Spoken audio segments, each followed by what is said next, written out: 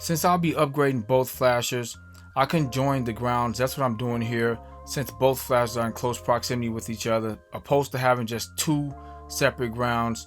Just have one designated ground so I can join them. I just think that made the most sense, and that's what I'm doing here now. You can fast forward through this part, just showing you all how I'm conjoining both of the grounds.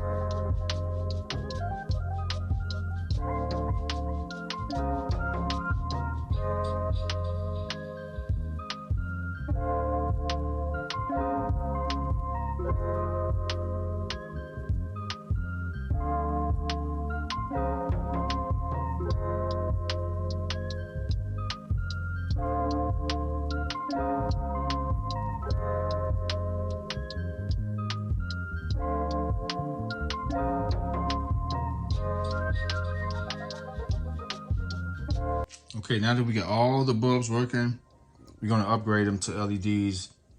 I will venture off just a tiny bit from originality with the car by upgrading to a better lighting as far as just the tail lights, marker lights, and fog lights, not the headlights. I still want the original look. I still want originality.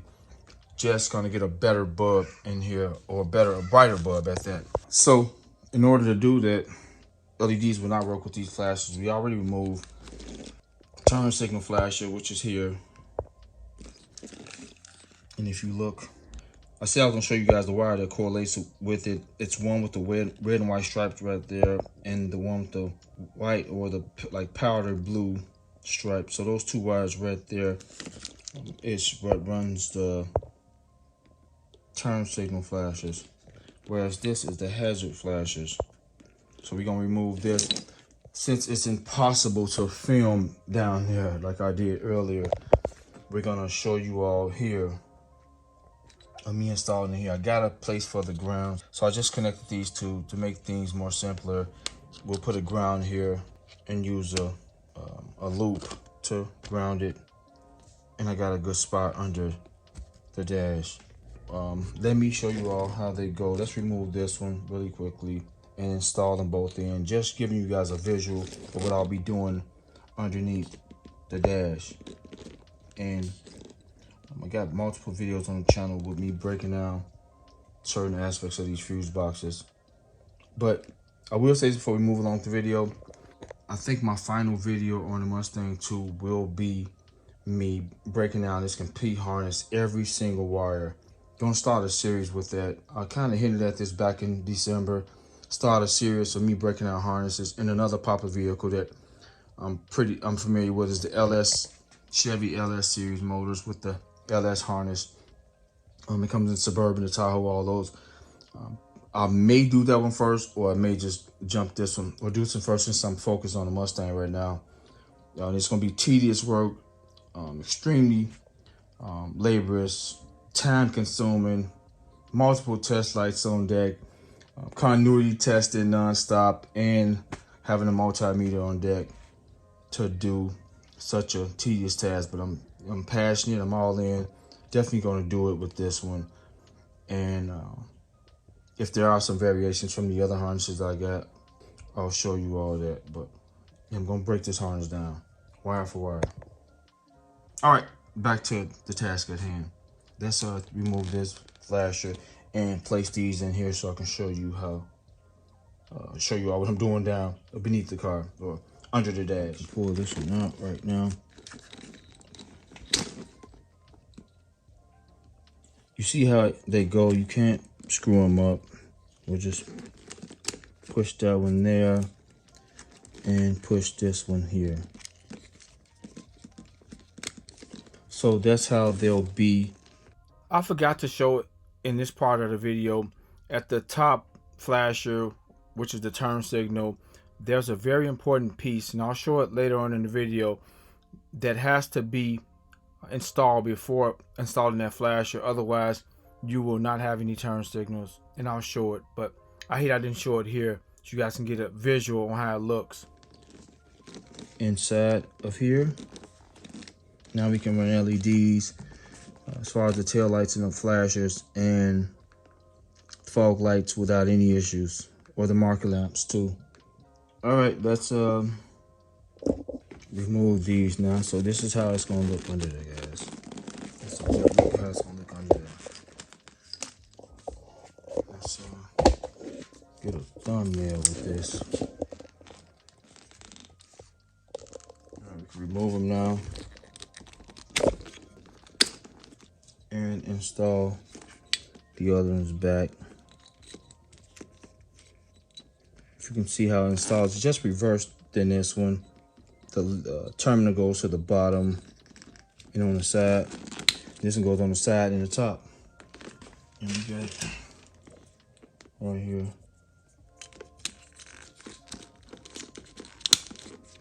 All right. Let me get this installed and we're gonna replace these bulbs. So I installed the LED light. Now I'm gonna show you all what will happen if you just install the flasher by itself. I installed both of them, so I'm showing you visually here. We have the flasher installed for the turn signal and for the hazards. However, I don't have the adapter for the turn signals, and watch what happens on the next clip.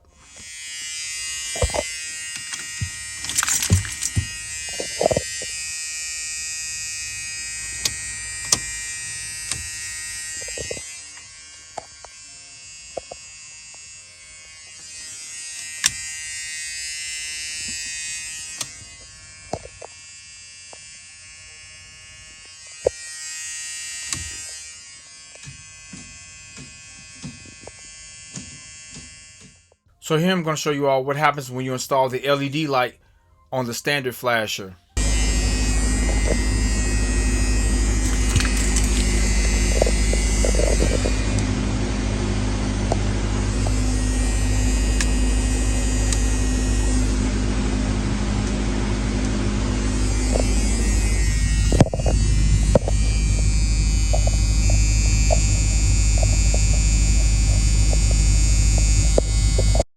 As you all see, the bulb does illuminate on the standard flasher, but it does not even power on with the updated flasher unless you install the adapter, and we'll do that in a second.